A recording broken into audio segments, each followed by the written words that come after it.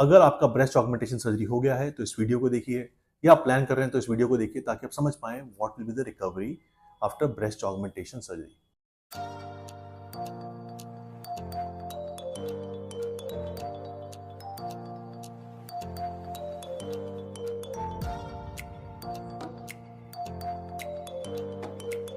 सो आप जानते हैं the way I do it is called as a flash recovery breast augmentation. That means हमारे patients को बहुत ज़्यादा पेन नहीं होता, मोर और less they have a tightness feeling because the breast implant is there which is stretching the skin.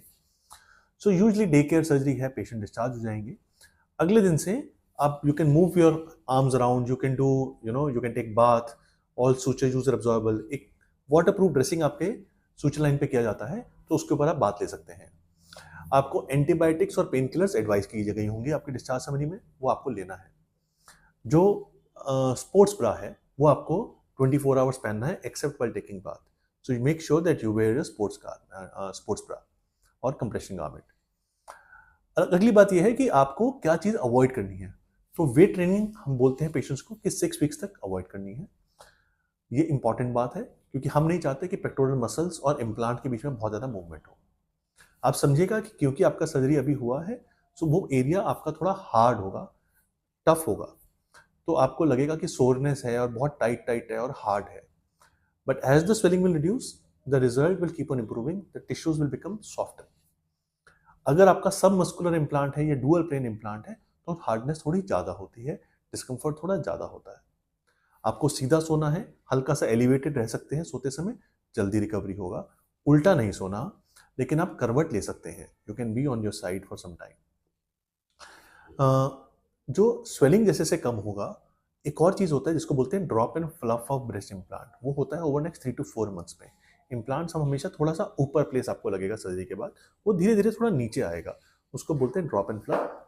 वो होता है ओवर नेक्स्ट 3 to 4 मंथ्स पे। जो आपका स्कार है, वो स्कार का जो ड्रेसिंग है वो हम यूजली 5 to 7 डेज में हटा देते हैं, उसके बाद उसको खुला रखते हैं। आपको लोकल हाइजीन मेंटेन रखना है।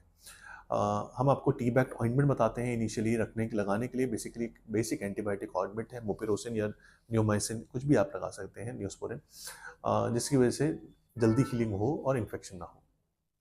After healing of 1 week to 10 days हम उस पर सिलिकॉन जेल आपको बताएंगे लगाने के लिए। अगर आपको लगता है कुछ महीनों बाद आप लेज़र भी करा सकते हैं ताकि वो स्कार हल्का होता रहे। धीरे धीरे रिजल्ट जो आप देख रहे हैं वो इम्प्रूव ही होता रहता है बिकॉज स्वेलिंग कम होती रहती है और शेप ब्रेस्ट का अच्छा आता रहता है। अगर हमने आपका फैट ग्राफ्टिंग भी किया है इम्प्लांट के साथ तो हम आपको बताएंगे कि उस एरिया में जहाँ फैट है वहाँ पे मसाज नहीं करना, बाकी एरिया में आप मसाज स्टार्ट कर सकते हैं आफ्टर 3 वीक्स, ताकि ब्रेस्ट का स्वेलिंग जल्दी कम हो और वो ब्रेस्ट जल्दी सॉफ्टन अप रहे। आपको फॉलोअप अपॉइंटमेंट्स हमेशा बताए जाएंगे, आपको फॉलोअप अपॉइंटमेंट्स फॉलो करने हैं। अगर आपको फीवर हो, रेडनेस हो, टेंडरनेस हो, कुछ डिस्चार्ज आए सूचर लाइन से, अगर ऐसी कोई कंडीशंस हैं तो आपको तुरंत हमें कनेक्ट करना है या पास के हॉस्पिटल में जा सकते हैं, वहाँ के डॉक्टर से भी आप बता सकते हैं इनकेस आप हमारे पास में नहीं हैं तो। नहीं तो हम चाहेंगे कि आप तुरंत हमें कॉन्टैक्ट करें, हमारे पास आएँ। हालांकि इस तरह की चीज़ें बहुत अनकॉमन या रेयर होती हैं। फॉलोअप अपॉइंटमेंट्स, स्क्रीनिंग, किस तरह से आपका मॉनिटरिंग करनी है अगले कुछ सालों तक, वो आपको सारा गाइड किया जाएगा रिकवरी की during, depending on case to case basis.